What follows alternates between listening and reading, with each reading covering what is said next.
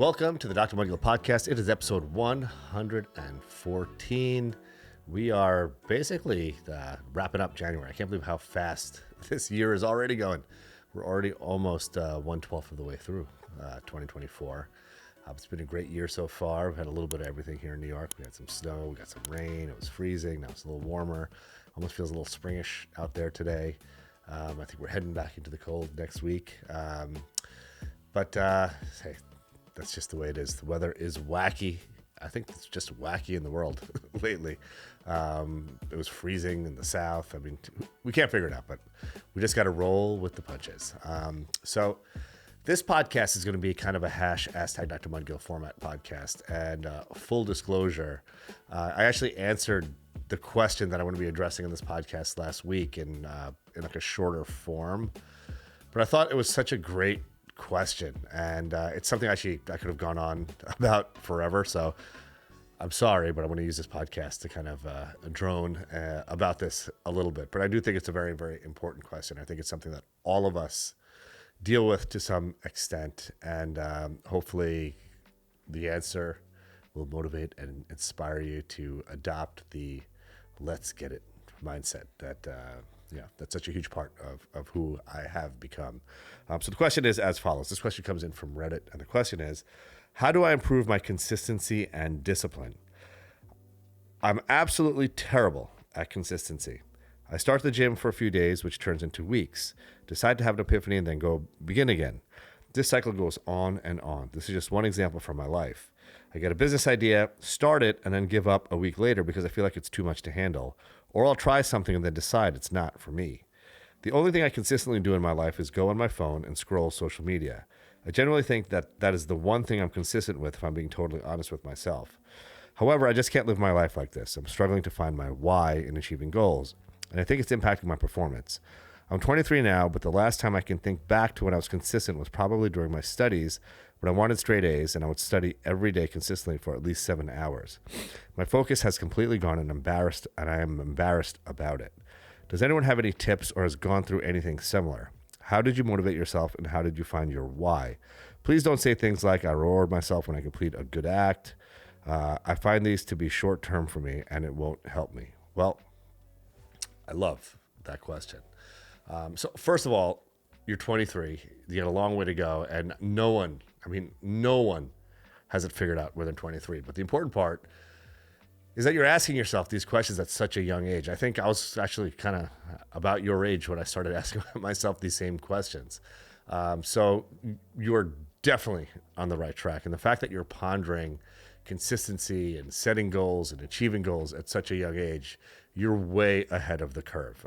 And it's never too late to start doing that. So if you're someone in your 30s or your 40s and you're struggling with these same things, you are not alone. There's so many of us that struggle with these sorts of things. And the first step is acknowledging that there's something that you don't love about yourself and something that you want to improve about yourself. And I commend you for even having the courage to ask this question, and I could be happier to try to answer it.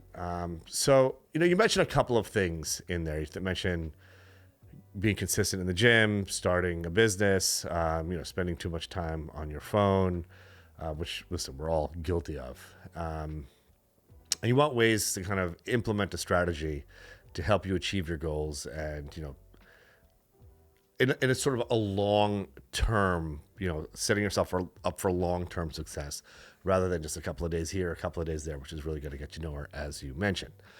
So listen, I've talked about this stuff ad infinitum quite a bit, but it's something that I think can never be talked about enough. I constantly have to reinvigorate my own motivation, my own drive, and this is something that we all, anyone who's very success-driven, goal-oriented, and we all have to do this. And I love your question about finding your why. So I'm going to talk about something that I've talked about a lot. The first thing is setting goals and the way you set goals. So I've said this a million times. I didn't invent this, but a lot of people talk about setting SMART goals. Now, SMART is an acronym for setting a goal that's specific, measurable, attainable, relevant, and timely. So each one of those letters stands for something.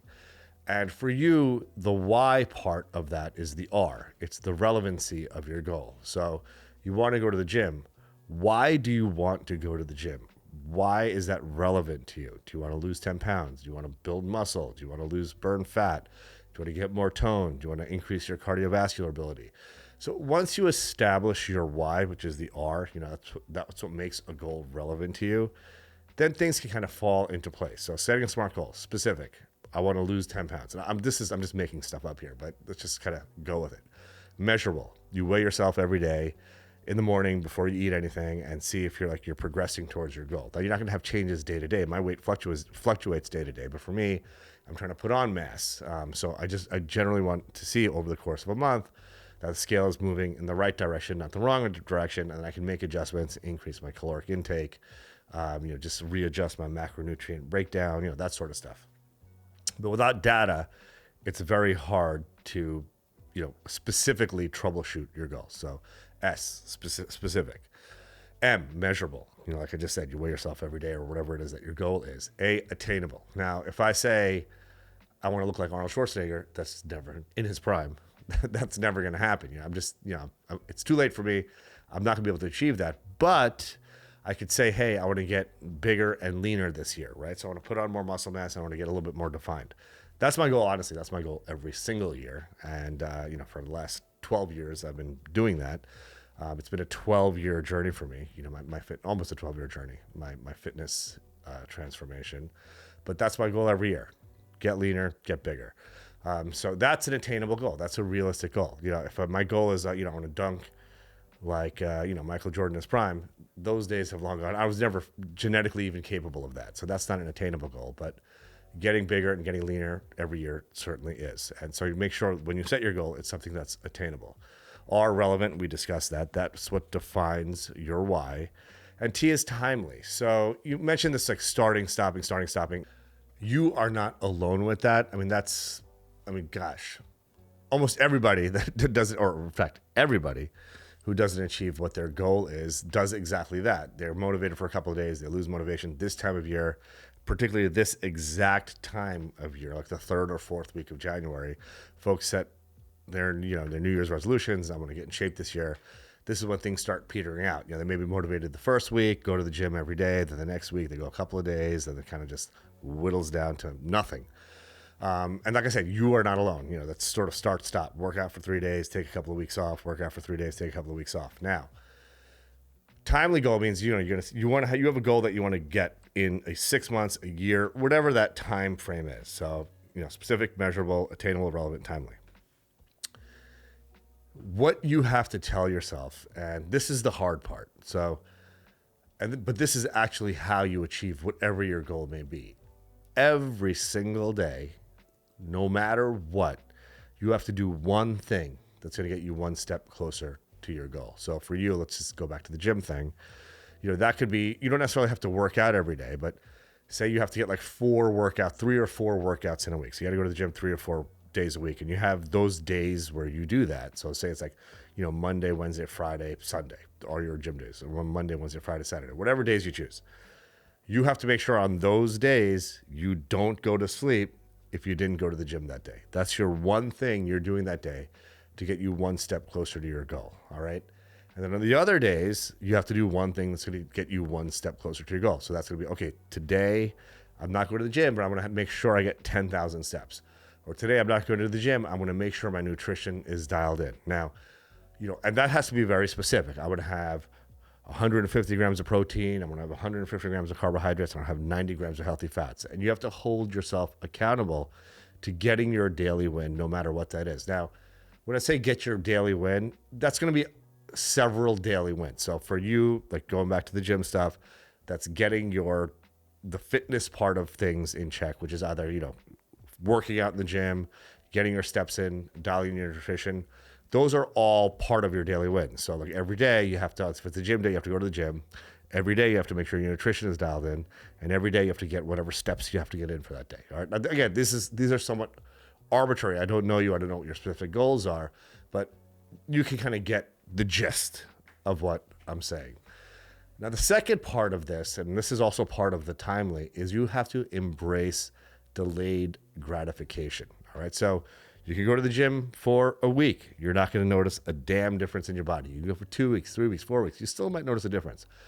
But after a couple of months, you're going to start to see things changing. You're going to start to see the scale move a little bit. You're going to start to look a little bit better with your shirt off when you look in the mirror.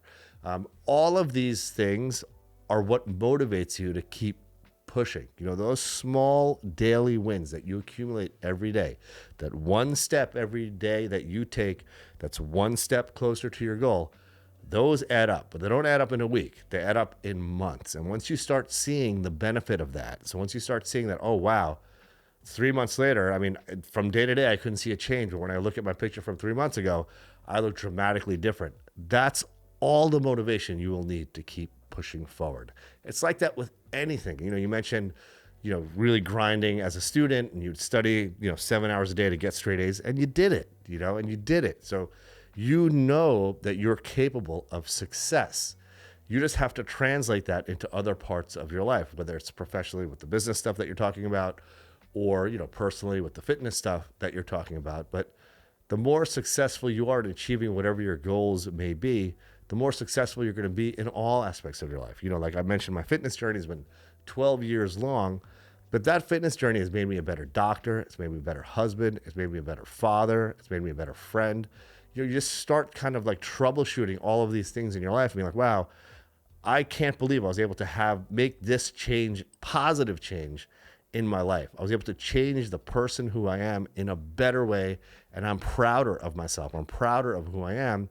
You're going to want to do that in all aspects of your life. Dial it in, everything that you do, because it's so powerful. Those little bites of success that you feel, that little taste that you get when you start to inch closer to your goal, the more addictive it becomes, and the more you're not going to want to let yourself down, the more you're going to be self-motivated to achieve whatever your goals are. And then the next thing is, once you hit your goal, it's not like, okay, I'm done. I hit my goal and going to just chill out now. No, you can enjoy it. You should pat yourself on the back and be proud of yourself that you achieved your goal.